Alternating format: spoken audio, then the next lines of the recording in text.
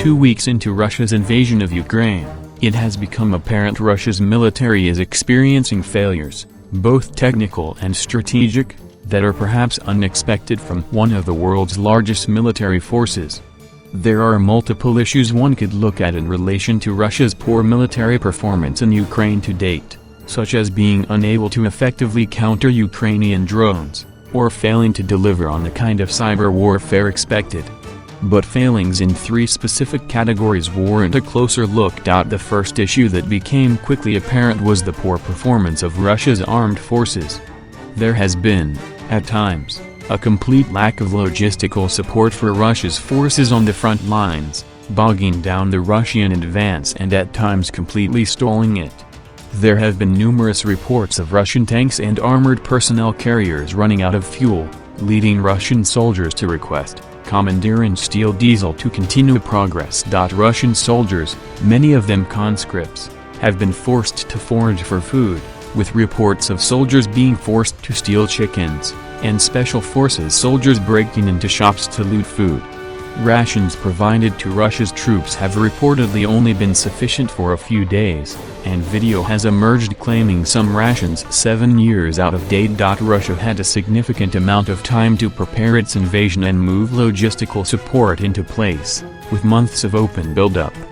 But scenes of enormous, stalled convoys being unable to progress speak volumes to Russia's astonishing mismanagement. This series of logistical failures are as embarrassing for Russia as they are beneficial for Ukraine. There have also been extraordinary communication failures, both between military units, and to soldiers prior to the conflict. Reports emerged following the initial stages of the invasion, revealing many Russian soldiers were completely unaware they were invading. Rather, captured Russian soldiers claimed they were under the impression it was a military exercise, up until the moment they came under fire from Ukrainian units. Many Russian communications have also been transmitted over unencrypted mediums.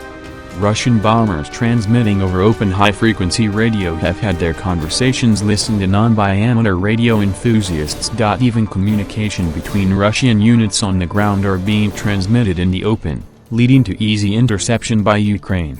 Overall, this paints a clear picture of Russian incompetence.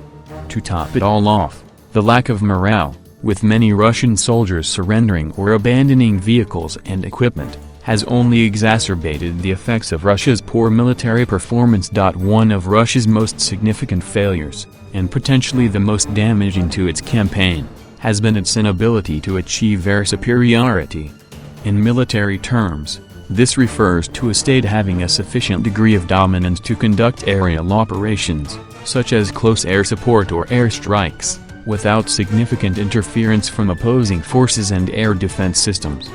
Before the invasion began, it was widely anticipated Russia would quickly achieve air superiority. This is because on paper Russia's air force is vastly superior to Ukraine's. Prior to the invasion, Ukraine possessed Europe's 7th largest air force. While this sounds potent, and in relative terms, it amounts to some 200 aircraft of all types, fighters, close air support, helicopters, transport aircraft and others. In comparison, Russia possesses about 1,500 combat aircraft alone.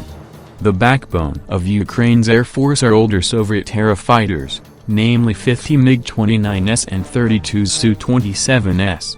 Meanwhile, Russia employs modern versions of Soviet aircraft, such as the Su-30, Su-33 and Su-35. Russia also has modern strike aircraft such as the Su-34 as well as long-range strategic bombers like the Tu-22, Tu-95 and Tu-160. However, images have emerged suggesting Russia's strike aircraft are reliant on generic, consumer-grade GPS units. If this is true, it only reinforces Russia's lack of capability. Just prior to the war, U.S. intelligence anticipated an invasion would commence with a blistering assault by Russia on Ukraine's air power. Yet 2 weeks into the conflict, Ukraine still reportedly possesses the bulk of its air and missile defenses. This has raised questions about why Russia did not make full use of its air power. Is it holding back in case the conflict broadens? Regardless of the reason, Russia's lack of air superiority early in the conflict may be one of its most significant strategic errors, to the benefit of Ukrainian defenders. Russian aircraft are struggling to provide the support needed by Russian ground forces, giving Ukrainian forces an opening to counter Russia's advanced. Russia's high-tech offensive capabilities have also demonstrated lackluster performance. The initial stages of the invasion included a strategic bombardment of Ukrainian targets using cruise missiles and Iskander short-range ballistic missiles. Reports indicate that as of March 1, Russia had fired as many as 320 missiles, the majority being Iskander short-range ballistic missiles, making this the largest and most intense short-range ballistic missile bombardment between two states. The Iskander is estimated to have a range of 500 kilometers and an accuracy of 25 meters. Prior to the invasion, it was expected to be an effective and devastating weapon system. Intriguingly, its performance has been lacking.